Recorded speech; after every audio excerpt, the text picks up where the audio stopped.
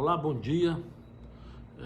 Tem uma palavra de Deus para o seu coração e hoje eu quero falar com você sobre uma história conhecida na Bíblia como a história da mulher sunamita. E tenho algo de Deus, é lógico, tem uma mensagem de Deus para você através dessa história. A história, eu quero ler o capítulo 8 do segundo livro de Reis, capítulo 8, segundo livro de Reis, e depois, eu vou ler primeiro, depois a gente entra na mensagem. E falou Eliseu àquela mulher, cujo filho vivificara, dizendo: levanta-te, vai-te, tu e tua família, e peregrina onde puderes peregrinar, porque o Senhor chamou a fome, a qual também virá à terra por 7 anos. E levantou-se a mulher e fez conforme a palavra do homem de Deus, porque foi ela com a sua família e peregrinou na terra dos filisteus 7 anos. Sucedeu que ao cabo de 7 anos, a mulher voltou da terra dos filisteus e saiu a clamar ao rei pela sua casa e pelas suas terras. Ora, o rei falava a Geazi, moço do homem de Deus, dizendo: conta-me, peço-te, todas as grandes obras que Eliseu tem feito. Sucedeu que, contando ele ao rei como vivificara a um morto, eis que a mulher cujo filho vivificara, clamou ao rei pela sua casa e pelas suas terras. Então disse Geazi: ó rei, meu senhor, esta é a mulher e este é o seu filho, a quem Eliseu vivificou. E o rei perguntou à mulher, e ela lhe contou. Então o rei lhe deu um eunuco, dizendo: faz-lhe restituir tudo quanto era seu, e todas as rendas das terras, desde o dia em que ela deixou a terra até agora. Bom, aqui então nós vimos a história de uma mulher que ela foi aconselhada por um profeta, por um homem de Deus, a deixar a terra dela. Nós estamos falando de uma mulher rica. Eu quero voltar no começo da história dessa mulher, mas nós estamos falando de uma mulher aqui que tinha muitos bens, que tinha muitas posses, mas que, ouvindo a palavra de um homem de Deus, ela deixou tudo que ela tinha para trás e foi peregrinar numa terra desconhecida, que era a terra dos filisteus, que inclusive era um povo inimigo do povo judeu. Mas aquela mulher, numa ação de obediência, ela deixa a terra dela. Por quê? Porque o homem de Deus disse para ela que ia haver 7 anos de fome naquele lugar. E ela então obedece e sai. Aqui acontece que quando passou esses 7 anos, esta mulher volta com seu filho. E aí a palavra de Deus diz que ela vai procurar o rei, pedindo para que o rei a restitua de tudo aquilo que ela tinha perdido, tudo que ela tinha deixado para trás. Ela foi pedir ao rei a devolução de todos os seus bens. E quando ela chega no palácio, quando ela chega no local onde estava o rei estava com Geazi, que era um servo, que era um auxiliar daquele homem de Deus que tinha aconselhado ela a sair, que era Eliseu. E Geazi, então, que era o servo de Eliseu, estava conversando com o rei, e acontece que o rei, maravilhado com as coisas que Eliseu fazia, ele pede para Geazi, ele pede para aquele moço que era o auxiliar do homem de Deus, o auxiliar de Eliseu, contar para eles algumas histórias, algumas passagens sobre Eliseu, algumas coisas que Eliseu tinha feito. E aí então Geazi começa a contar. E aí provavelmente que ele contou sobre aquela passagem do azeite lá, que multiplicou o azeite da viúva, né? Contou provavelmente da cura de Naamã, deve ter contado até aquela questão, né, que Eliseu pegou lepra por causa da sua desonestidade, por ter ido atrás de Naamã, né? Enfim, ele estava contando aqui várias histórias, quando Eliseu fez flutuar o machado, quando Samaria foi cercada e Eliseu viu ali um exército de Deus, né, no mundo espiritual. Enfim, Geazi estava contando para o rei todas as maravilhas que Deus tinha feito através da vida de Eliseu. E aí ele conta a história de uma mulher que tinha um filho e que esse filho morreu e que Eliseu foi e orou pelo menino e o menino ressuscitou. E enquanto ele estava contando essa história do menino que vivificou, do menino que voltou a ter vida, a mãe do menino chega com o menino. E aí então Geazi, olha só, no versículo 5 nós lemos aí: e sucedeu que, contando ele ao rei como vivificara o morto, eis que a mulher cujo filho vivificara clamou ao rei pela sua casa e pelas suas terras. Então disse Geazi: ó rei, meu senhor, esta é a mulher de quem eu estava te falando. Olha só, e esse é o seu filho. Então, no momento em que Geazi está contando ao rei a história, chega a mulher. E o que a mulher, ela chega para reivindicar aquilo que é seu. Mas quando ela chega, o rei pergunta para ela: escuta, eu ouvi ele contar essa história, é verdade? Conta, eu quero ouvir da sua boca. E a mulher então conta para ele a história e confirma aquilo que Geazi tinha falado. E o rei então chama o eunuco e ele pede para restituir tudo que a mulher, tudo que era dela, né? E ele fala o seguinte: olha, faz-lhe restituir tudo quanto era seu e todas as rendas das terras desde o dia em que ela deixou até agora. Ou seja, tudo que nós faturamos em cima da terra dela, eu quero que a renda também seja devolvida a ela, eu quero que a renda seja restituída a ela. Bom, então aqui nós vemos o rei, nós vemos um servo do homem de Deus, mas Eliseu não está na cena. Mas tem a mulher que ela chega e pede ajuda ao rei. Agora, o fato dessa mulher ter ido diretamente ao rei, né, o que será que fez ela falar com o rei? Né? E eu quero aqui, porque na verdade foi Eliseu que sugeriu que ela fosse embora, Eliseu que sugeriu que ela ficasse 7 anos fora por causa da fome. Então eu queria voltar com vocês agora no capítulo 4, para a gente ver quem realmente era essa mulher e quem era o seu filho. E qual é essa história que Geazi estava contando ao rei. Então, no segundo livro de Reis, no capítulo 4, a partir do versículo 8, diz que sucedeu que, indo Eliseu a Sunem, havia ali uma mulher muito rica, a qual reteve-o para comer pão. Ou seja, Eliseu passando pela terra de Sunem. Sunem fica no Vale do Jezreel, o Vale de Jezreel, que é conhecido de todos como o Vale do Armagedon, né, onde Apocalipse profetiza a batalha final, né, e que é no Vale de Armagedon, que lá em Israel hoje é conhecido como o Vale de Jezreel, e Sunem fica aos redores ali do Vale de Jezreel. E acontece que Eliseu, passando por ali, ele viu aquela mulher, que era uma mulher rica, uma mulher de boas condições, e ela convida Eliseu para tomar um café na casa dela. E Eliseu então aceita. E olha só, e aí ficou uma rotina, virou uma rotina. Todas as vezes que Eliseu passava por Sunem, ele chegava na casa da mulher e tomava um café com ela ali, né? A Bíblia diz que ele passava lá para comer pão, né? Aí olha só o que acontece. E disse ela ao seu marido: eis que tenho observado que este que passa sempre por nós é um santo homem de Deus. Façamos-lhes, pois, um pequeno quarto junto ao muro.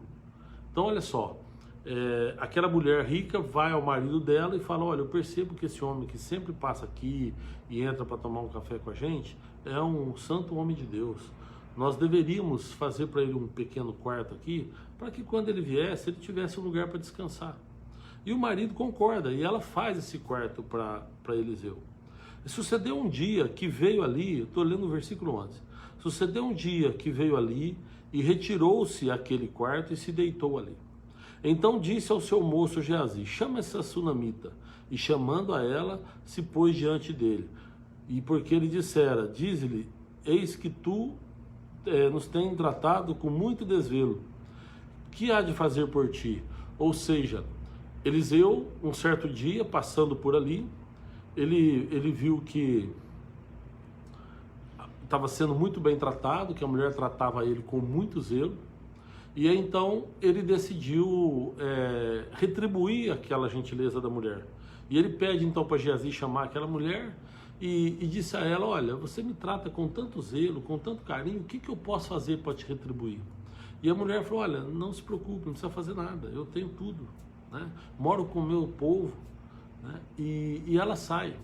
E aí então Eliseu chama Geazi e fala: o que nós podemos fazer por essa mulher? Se ela tem tudo, era uma mulher rica, uma mulher que estava bem, estava feliz, estava morando com o povo dela. E aí então Geazi fala para Eliseu o seguinte: fala, olha, eu percebi que ela não tem filhos e o marido dela já é muito velho. Quem sabe a gente poderia pedir a Deus e tal. Aí olha só, Eliseu manda chamar a mulher de novo, né? No 14 é quando Geazi fala para Eliseu, né?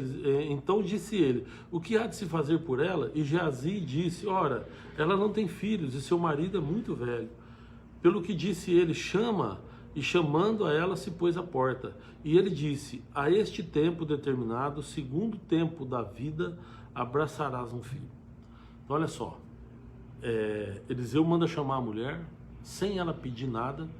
E Eliseu fala para ela, falou: a esse tempo você abraçará um filho. Eliseu profetizou na vida dela que ela seria mãe. E ela então fala para ele, meu senhor, não mintas a tua serva. Ou seja, pela reação dela, deve ter ficado muito feliz, né? Você não brinca comigo, não brinca com umas coisas dessas. Aqui nesse texto, até onde a gente viu, nós já tiramos 2 lições. Eu quero trazer para vocês 6 lições que a gente tira desse texto. A primeira lição é quando a mulher faz o quarto para o homem de Deus. Ela reserva um lugar especial para alguém que ela acredita que é um santo homem de Deus. A correria do dia a dia, as nossas ocupações, o tempo em que a gente vive, muito trabalho, muitas obrigações, acaba nos tirando da presença de Deus. E é fundamental que a gente tenha em nosso coração, em nossa vida, um lugar separado para que a gente possa ter um momento de comunhão com Deus. Nós precisamos ter esse tempo de comunhão, dar esse tempo a Deus, porque Deus, ele é um ser tão grande, tão poderoso, que ele não precisa de nós. Nós é que precisamos dele. Mas nós precisamos ter esse espaço de comunhão, porque senão o dia a dia aqui vai tomando tanto o nosso tempo, vai tomando tanto a nossa energia, e a gente às vezes esquece de relacionar com aquele que é o dono da vida. Então a primeira lição que a gente tira disso é a gente separar um tempo para ter comunhão com Deus. A segunda lição é quando o homem de Deus, quando Eliseu profetiza para a mulher que ela será mãe. Veja que quando perguntaram para ela o que ela queria, ela estava tudo bem para ela, não queria nada. Ela estava mulher rica, mulher que tem posses, que tem um marido, mora no meio do povo, estava tudo bem. Mas talvez no imaginário dela, ela nunca pensou talvez em pedir um filho para Deus. E talvez fosse aquilo que faltasse para ela, porque ela ficou feliz. Quando ele fala que ela teria um filho, ela falou: você não brinca com essas coisas, você não mente para mim, né? Eu acho que era algo, um desejo que tinha no coração dela. Deus sempre nos dá, sempre algo que nos surpreende. Deus nos dá sempre algo que não é o que a gente espera, que não é o que a gente pede. Talvez quando aquele homem de Deus, quando Eliseu pergunta para ela: o que você quer? Ela pensou em tudo que ela já tinha e pensou: eu não quero nada, eu já tenho tudo. Mas o que faltava para ela era justamente o filho. Mas que talvez ela não tivesse ou não teve a ousadia de pedir aquilo para Eliseu. Mas Deus sempre nos surpreende, Ele sempre dá algo mais do que a gente espera, mais do que a gente merece, mais do que a gente pede. Então essa segunda lição, Deus sempre nos dá, independente de como a gente vê a vida, Deus sempre nos dá mais do que a gente merece e mais do que a gente imagina. Bom, e aí continuando então, aconteceu que a mulher, ela concebeu, ela teve um filho. E aí mostra que Deus é um Deus realmente do impossível. Deus, ele fez gerar vida aonde não havia a possibilidade de vida. A mulher já era velha, o marido da mulher já era velho, e ela provavelmente estéril, não sei, porque até então não tinha tido filho. E nós também, um dia, nós estávamos sem esperança de vida. Um dia nós estávamos jogados no lamaçal do pecado e condenados à morte. mas através de Jesus Cristo, Deus gerou vida em nós. Então hoje nós podemos falar que nós vivemos em Cristo Jesus. E aquela mulher concebeu e ela teve um filho. Mas aí vem uma terceira lição, que nem sempre a nossa vida vai ser um mar de rosas. Nós vamos passar por tribulações, nós vamos passar por tempestades, mesmo quando a promessa de Deus se cumpre na nossa vida. Aquele menino, ele foi crescendo e quando ele estava um pouquinho crescido, ele foi com o pai no trabalho. Diz que eles estavam na terra e aqui fala assim, olha, e crescendo o filho, sucedeu que um dia saiu com seu pai que estava com os segadores, ou seja, estava numa plantação com o pai, e o menino começou a sentir uma forte dor de cabeça. E ele começou a reclamar e a chorar de dor de cabeça e falar para o pai que a cabeça estava doendo demais. E o pai chamou um funcionário, um empregado, e pediu para que aquele empregado levasse o menino para a mãe dele. O pai, na verdade, naquela hora ali, não deu muita importância e que às vezes acontece isso dentro da nossa família. Às vezes a gente recebe um presente tão grande de Deus, mas aqueles que estão à nossa volta, às vezes não reconhecem, às vezes não sentem a importância. E aí depois até começa a jogar na cara, né? Ah, tá vendo? Você foi pedir para Deus, não é o seu Deus e tal. Então, aquele homem que já era velho, a hora que o menino tem um problema, que ele vê o problema do menino, ele manda levar o menino para a mãe, ou seja, ele se livra do problema e continua o trabalho dele ali. Então a terceira lição é que nem sempre a nossa vida será um mar de rosas. Nós passaremos por tribulação, independente se nós estamos com Deus ou não, nós vamos enfrentar tempestades. Mas aí diz a palavra de Deus que aquele menino, quando chegou em casa, a mãe pegou o menino, pôs a cabeça dele no colo, nos joelhos, e provavelmente ela deve ter orado, mas ela ficou cuidando do menino ali, e o menino morreu. Diz a palavra aqui que ela tomou e levou, o servo tomou e levou a sua mãe, e esteve o menino sobre os seus joelhos até o meio-dia, e morreu. E subiu ela, e deitou sobre o deitou sobre a cama do homem de Deus, e fechou sobre ele a porta. Lembra do quarto que ela tinha feito? Pois foi lá que ela levou o menino. Quando você tem um lugar, um espaço reservado para Deus, na hora da sua angústia, na hora dos seus problemas, é ali que você vai repousar o seu problema, nas mãos de Deus. Então, quando você tem uma comunhão com Deus, quando você tem uma vida que você consegue separar esse momento para Deus, que você consegue separar um momento para comunhão com Deus, quando vierem os problemas, quando vierem as atribulações, você vai ter um lugar para descansar seus problemas. Você vai ter um lugar onde você vai apresentar o seu problema a Deus.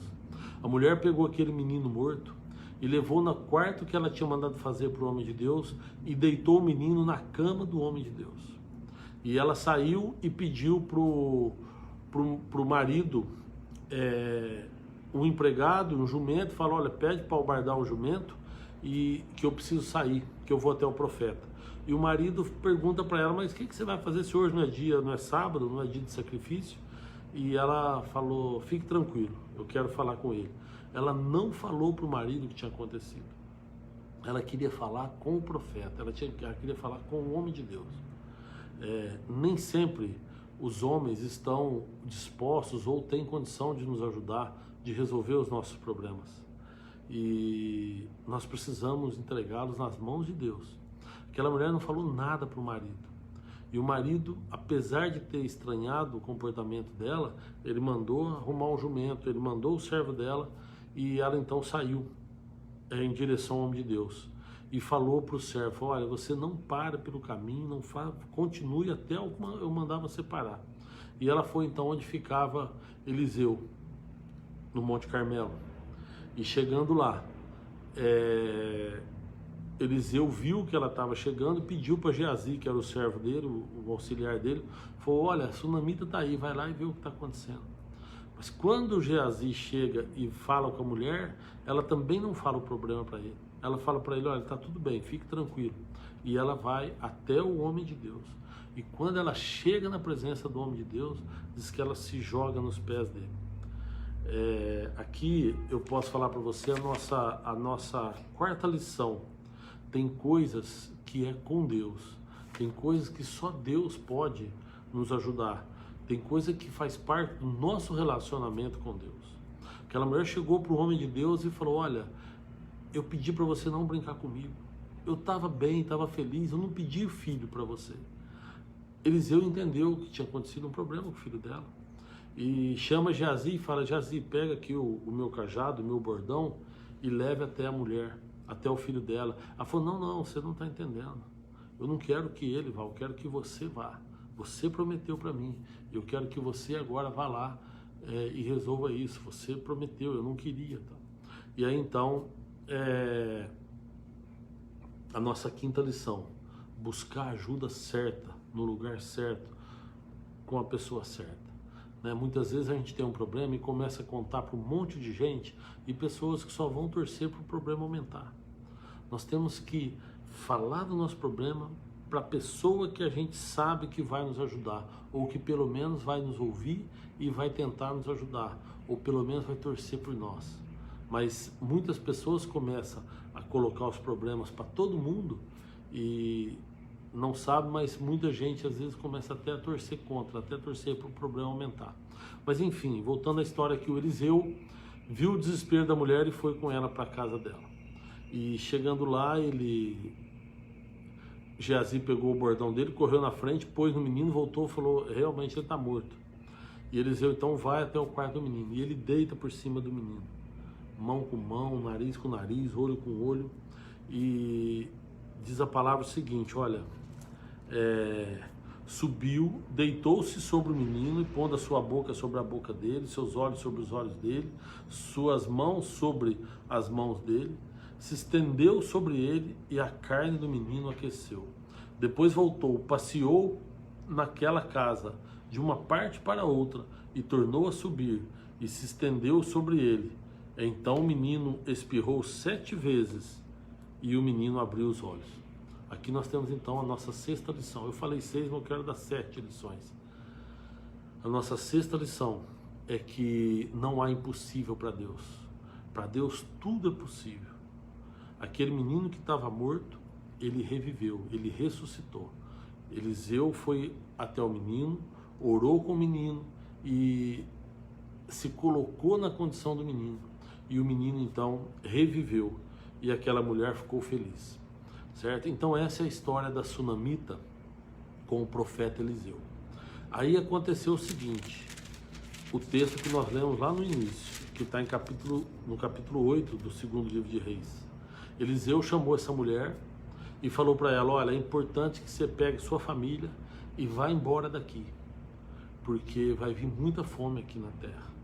E é interessante que você vá peregrinar em terras onde você pode conseguir alimento. E a mulher obedece ao homem de Deus. E aí quando ela volta para falar com o rei. Quando passa os 7 anos de fome, ela volta para falar ao rei, para reivindicar as terras que ela havia perdido. Aí então vem a nossa 7ª lição, que é a restituição, a recuperação. Nós vivemos aí, ainda estamos vivendo um momento de pandemia, onde muita gente perdeu muita coisa, onde nós vemos pessoas chorarem, pessoas reclamarem, pessoas sofrerem por perdas que muitas vezes são perdas materiais. Tudo isso pode ser recuperado, meu amado. Somente a vida é que não pode ser recuperada. Veja que aquela mulher, quando Eliseu mandou ela embora que ia ter fome, ela não pensou 2 vezes, ela foi e ela deixou para trás todos os bens materiais. E diz a Bíblia que ela era rica, mas ela deixou tudo. E aí, quando ela percebeu que estava tudo normal, que estava tudo em ordem, ela volta. Provavelmente ela voltou para a casa dela e viu que a casa dela estava ocupada, ela viu que as terras dela estavam diferentes do que ela tinha deixado. E o que ela vai fazer? Ela vai pedir ao rei a restituição daquilo que era dela. E o rei manda restituir. Nós precisamos entender que bens materiais, eles se vão, mas a gente pode correr atrás e eles voltam. Muita coisa que a gente perde na vida, de material, a gente consegue recuperar. A restituição vem. Agora tem algo que não dá para a gente abrir mão, que é a graça de Deus sobre a nossa vida. Deus fez um plano de salvação para nós. E esse plano de salvação se cumpriu em Cristo Jesus. E nós não podemos abrir mão disso. Nós não podemos abrir mão disso. Veja que a mulher, quando ela teve um problema com o filho, com a promessa de Deus, ela não foi atrás do rei. Ela foi atrás do homem de Deus. Ela foi atrás daquele que colocava essa mulher na presença de Deus. Agora, quando ela tem um problema material, ela não vai atrás do homem de Deus. A Bíblia aqui não diz, olha, como foi Eliseu que mandou ela embora, ela poderia agora ter voltado para Eliseu e falar, Eliseu, você mandou embora, ocuparam todas as minhas terras, estão usando minha terra, e agora? Não, ela não foi atrás dele. Bens materiais, ela sabe que a questão estava com o homem, que isso aqui não era questão de Deus, e ela foi então atrás do rei, para que o rei pudesse restituí-la. Ou seja, ela sabia separar aquilo que é de Deus e aquilo que é do homem. Quando perguntam para Jesus se é justo dar tributo a César, e Jesus pede para ver moeda e fala de quem é a esfinge, de quem é essa foto que está na moeda, né? De quem é esse símbolo que está na moeda, e aí o homem fala para ele, é César. E Jesus fala, então dar a César o que é de César e a Deus o que é de Deus. As coisas materiais a gente trata aqui nesse mundo. Agora, com Deus não dá para tratar de coisa material. Com Deus é coisa espiritual. O que Deus tem para nós é salvação, é graça. É diferente daquilo que o homem pode dar. Então, quando Jesus fala para aquele homem, a César o que é de César, ele fala o seguinte, olha, o que for aqui da terra, faça o que tem que fazer na terra. Agora, o que é de Deus, ou seja, o que é do céu tem que ser no céu. E o céu não usa dinheiro. Deus não precisa de dinheiro. Então, nós precisamos entender que a nossa sétima lição é essa. É que tudo pode ser restituído em termos materiais, mas a vida, nós temos uma vida preciosa que foi dada por Deus, e esta vida, ela pode durar eternamente, se a gente tiver o nosso coração entendido de que Jesus é o Messias e Ele veio para nos salvar, para o perdão dos nossos pecados, que a própria Bíblia diz isso, né? Que todo aquele que nele crê não pereça, que não vai perecer, né?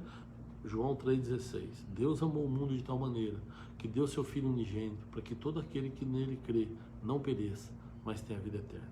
Então, a mensagem que eu tenho para deixar para você hoje no seu coração é que essa sunamita nos dá uma grande lição, que a graça, aquilo que é a promessa de Deus para a nossa vida, nós não podemos abrir mão dela, e nós temos que ir até Deus. Por isso nós temos que ter comunhão com Ele, para que a gente possa ter acesso a Ele quando a gente precisar. Agora, tem coisas que a gente tem que correr atrás. Tem coisas que a vida nos toma, mas ela também nos devolve. Tem coisa que é com o homem, que tudo será restituído, tá? Mas que o mais importante de tudo, pode ver que a mulher abriu mão dos bens dela, mas quando o filho dela morre, ela não abre mão, né, da promessa. Ou seja, nós podemos abrir mão de qualquer coisa na nossa vida, mas nós não podemos abrir mão da nossa comunhão com Deus e da graça do Senhor que veio a nós através de Jesus Cristo, o seu Filho. Amém?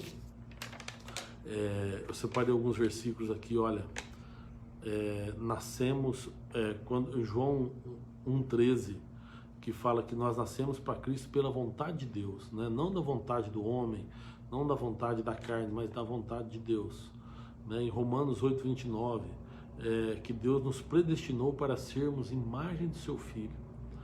Em Filipenses, capítulo 1, versículo 6, aquele que começou a boa obra vai aperfeiçoá-la. O que eu quero dizer para você é o seguinte, é que a promessa que Deus tem na tua vida, Ele vai concluí-la, tá? Depende de nós aceitarmos ou não, se nós queremos ou não. Bom, amado, que Deus te abençoe poderosamente. Se você puder aí onde você está, se puder fechar os seus olhos, nós vamos fazer uma oração. Amém? Senhor, nós te agradecemos, Pai, por esta rica oportunidade que o Senhor nos dá de aprendermos sobre a Tua Palavra. Obrigado, Senhor, pela graça derramada sobre as nossas vidas através do Seu Filho Jesus. Obrigado, Senhor, pelo plano de salvação que o Senhor tem para nós através do seu Filho Jesus.